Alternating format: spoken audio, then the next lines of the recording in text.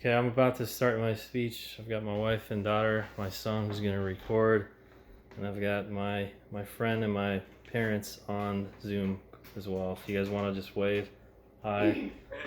Okay, thank you. Stevens, make sure you get that. All right. Can you believe this man right here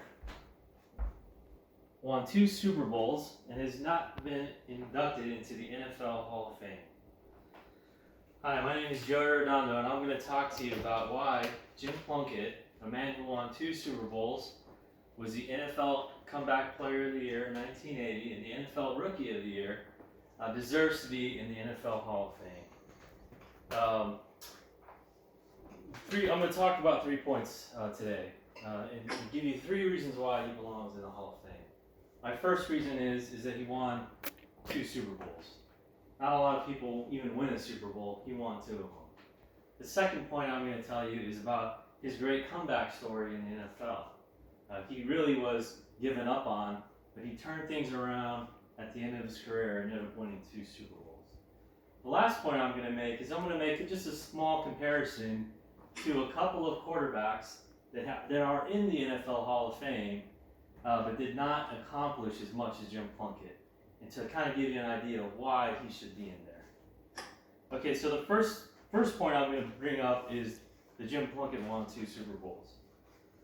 According to a 1981 Sports Illustrated story, Jim Plunkett's comeback story, Jim Plunkett took a losing team, the Raiders, and took him to the Super Bowl. He took over for a guy named Dan Pastorini, who broke his leg early in the 1980 season, and Jim Plunkett, who had not played in 2 years, took the team that was 2-3 at the time, and took them all the way to the Super Bowl. He got them into the playoffs, and he ended up being a really good San Diego Chargers team that was led no other than a guy named Dan Fouts. So remember that name, because I'm going to bring up that name later, Dan Fouts. He would go on to beat the Philadelphia Eagles in the 1980 Super Bowl and ended up becoming the MVP of that game.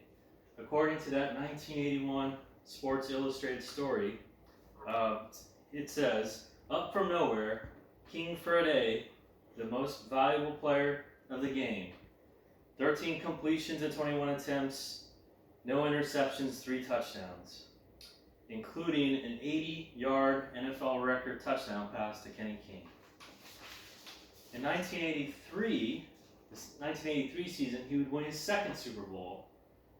In that year, he started off as a quarterback, didn't play so well, and then a younger guy named Mark Wilson took over. That guy ended up getting hurt, and then Jim Plunkett came back after he'd been given up on and actually took the team to win a 2nd Super Bowl. They would go on to beat the Steelers and the Seattle Seahawks in the playoffs, and then they would be matched against a really good Washington Redskins team. That team was 14-2 and had scored 500 points that year. Those were unknown. Those were big things in the 1980s. Scoring 500 points is not a big deal nowadays, but in the 1980s that was. So it was a really good team. Jim Plunkett had a great game, and to kind of quote a 1984 Sports Illustrated article, Plunkett, with the wind to his back, found Cliff Branch streaking down the middle.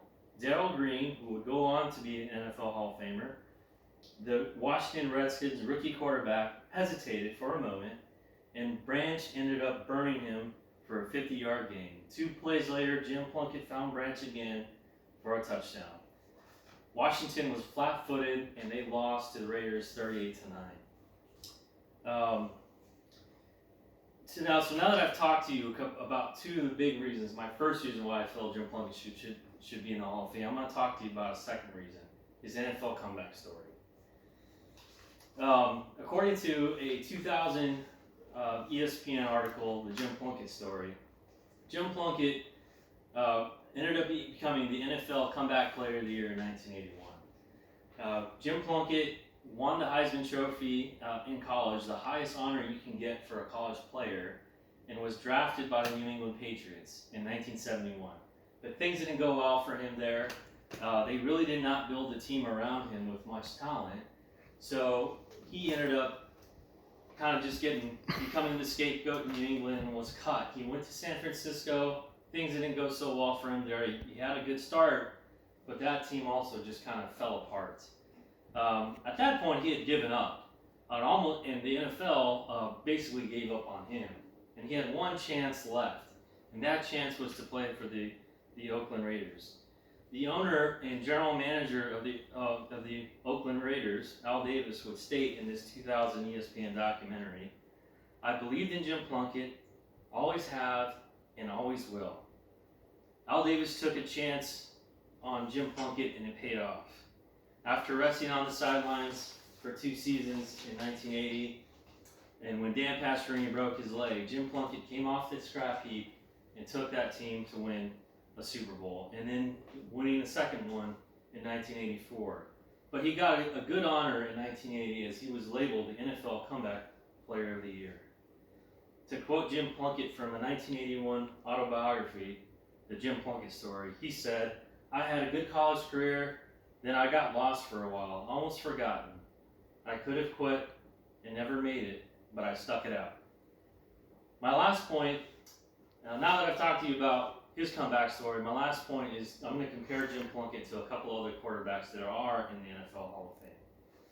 Those 2 guys are Dan Fouts and Joe Namath. So Dan Fouts, the guy I talked to you about earlier before, had a great career. Statistically, he was better than Jim Plunkett. He threw for more yards, he threw for more touchdowns.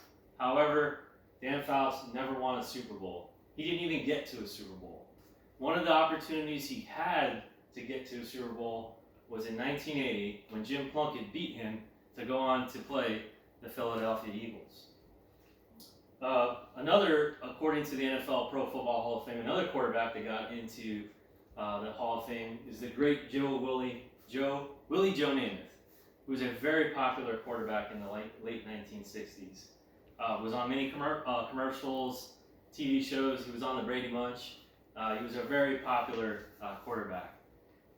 He won 1 Super Bowl, and after winning that Super Bowl, he actually spent a lot of his career injured. He was always getting hurt, and he really never had that comeback story after winning that first Super Bowl. He ended up being in the NFL for about 8 or 9 years after that Super Bowl win, but never had the success he had from his first Super Bowl. But Jim Plunkett, he won 2 Super Bowls. He had injuries, he had downtimes, but he was able to come back. And and I'm not saying that Joe Namath or Dan Fouts don't belong or don't deserve to be in the NFL Hall of Fame. All I'm saying is that Jim Plunkett has done a little bit more than they did, and I think he also deserves to be in the NFL Hall of Fame. So to wrap things up, I've told you why I think Jim Plunkett should be in the Pro Football Hall of Fame. He won 2 Super Bowls. He was the NFL Comeback Player of the Year, the Rookie of the Year, and really is accomplished just as much or more than some quarterbacks that are in the NFL Hall of Fame today. What I would say is that Jim Plunkett never gave up, and he always overcame many of the obstacles in his career. So give the guy what he deserves and let him be in the NFL Pro Football Hall of Fame. Thank you.